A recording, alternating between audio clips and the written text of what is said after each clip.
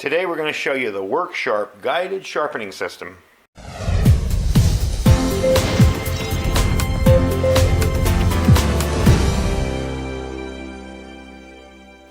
Hey everybody, welcome back to the channel. Got a chance to try out this WorkSharp guided sharpening system for about a week now, and as you could probably imagine, there's not a dull knife in my house. So I did find one to demonstrate with you today, but I'm really enjoying it. It makes sharpening very, very simple. And I was introduced to this by the WorkSharp field guided sharpening system, which works great even on some larger knives, but I found it harder to sharpen, my bushcrafting knives, my moras, stuff like that, with this little guy. It did work, it did make them razor sharp, but it wasn't as easy. So I've been looking to pick up one of these for a while now, and been using it for about a week, trying it out, and I'm really enjoying it. So I'm going to give you a quick overview. By the way, these are almost foolproof. The system itself comes with directions for every type of possible knife, for whether you're honing or re-edging or whatever you're doing. So if you follow the directions it comes with, you really can't screw up a knife. So I'm going to show you how it works really quick. We're going to give you a quick overview first. First, you'll notice the 20 and 17s on the side. That is your sharpening angle. For your bushcrafting knives, your pocket knives, stuff like that, you probably want to stick with the 20. Okay? This comes right off. It's got two little pieces of metal there. For your kitchen knives, you'll want to stick with a 17-degree angle. That's your kitchen and your cleavers, stuff like that. So we're going back to the 22. Okay. This is your main sharpening area here. This is the fine stone. They come off just like that. They're magnetically held on there with that magnet. They fit right into those two little holes there. And there's little indentations here, so you can just reach under and pull them off. This is your coarse stone. Now, I did not get the upgrade kit for this. Probably eventually I will. I made my own strop, but it does have some other blades and stuff, so if I need a strop, I can always use my homemade one. But I would like to get the upgraded version of this, the upgrade kit for this, just because it seems it's a lot easier to do all in one system.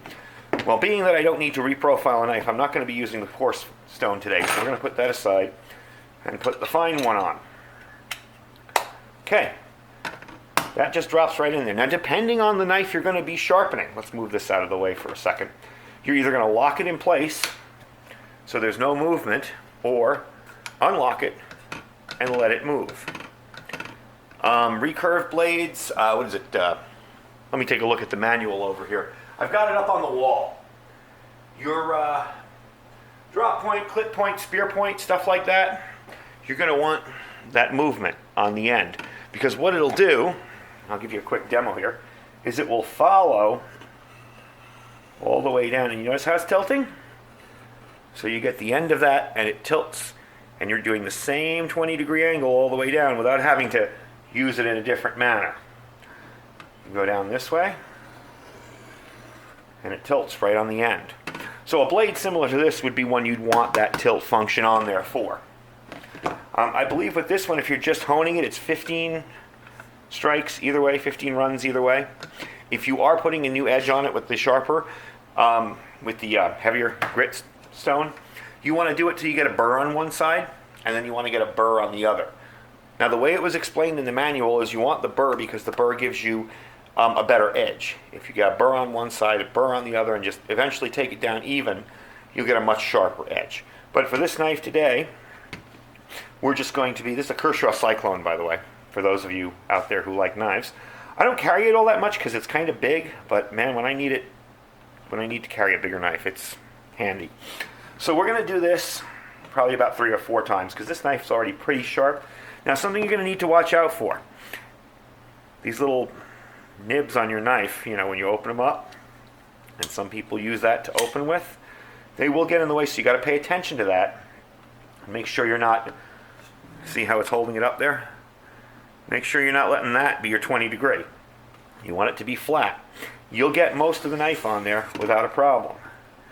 You just want to make motions like you're actually trying to slice a part of the stone right off, or the steel, I should say, right off. You go at a 20-degree angle, back and forth. It's like you're trying to slice a layer of butter off the top. Okay? Once you feel you've done that enough times, and that is greatly improved, you're going to move to the honing part. Now, sharpening and honing are two different things. These stones, if you would call them that, are used to sharpen or reprofile a knife. Your ceramic rods are what you use for honing. And as a side note, this does have two little spots over here for you to do any of your serrated knives. Just fit it in, the bigger or the smaller one. One's large, one's small, depending on what size serrations you have. And you can run that through there and get a good edge on each side until you feel comfortable with the edge you have. This just snaps right into place. Now this you're going to lock into place because it doesn't need to move, it's round. Let me get it all the way there. There. Okay. Now you'll notice this also has a guide. This is the same idea. It's got, I'm going to put it up close to the camera, just like the portable sharpener, the field sharpener, it's got the rough ceramic. It's got the slots if you want to sharpen your fish hooks. And it's got the fine ceramic here. And as you can tell, I've used it a few times. I clean it after use so the steels don't get stuck in there. I'm going to start off with the rough ceramic. And again, we're going to do this just a few times because this knife's already pretty sharp.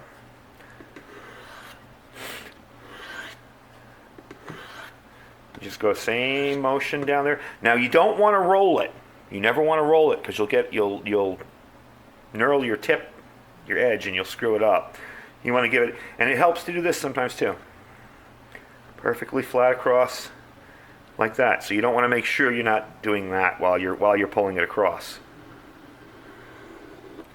Okay.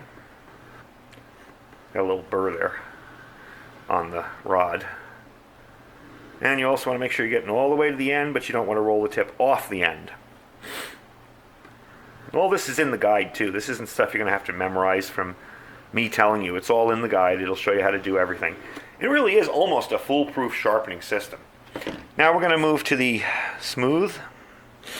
And I do have a little bit. Sometimes I like to use a little bit of this Smith's stuff.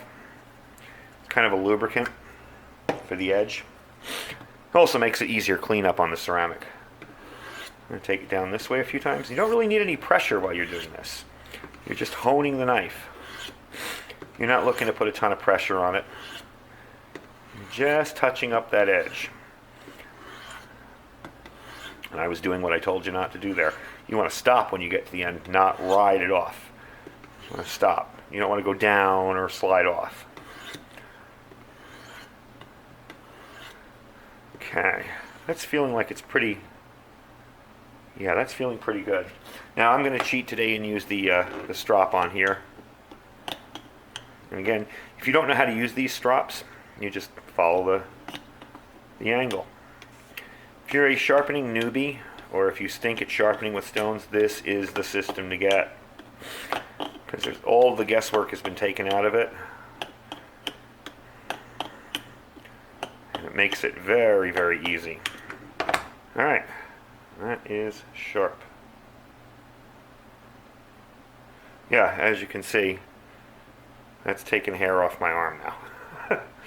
And I mean, the blade was already pretty sharp. You can actually feel it. And another way to test too, if you don't want to go shaving yourself, is you put the blade on your thumb there, on your nail, and you see if it'll move. If it won't move, if it digs in, you've got a sharp blade. You don't want to put pressure. You don't want to cut anything. You just want to place it there and see, oh, does it slide off? We'll use the other end for an example. Does it do this? Then your knife is dull. If you put it there and it won't move, you got a sharp knife. So all in all, I'm pretty pleased with this. I think this is going to come in handy for sharpening my larger knives. I have already done my, what is it, the Schrade. My Schrade SCF H36 on this. I did the Gerber strong arm on this. I did the cold steel Tonto. That's a big knife. This gave it a nice sharp edge. I've done pretty much everything. I've even done my old little SOG Scout, and I used the things here for the serrations, the little stones here, little ceramic rods for the serrations. So I'm pretty pleased with this so far. So if you are a knife person and you're not good at sharpening and you really need some help, this is the system for you. Or this system too. And I reviewed this earlier. There's nothing wrong with this. It's just this is much more helpful for a bigger knife. So anyway, thanks for watching. Got to come up with some new stuff for you to watch pretty soon. We will see you next time. Don't forget to subscribe and don't forget to thumbs up.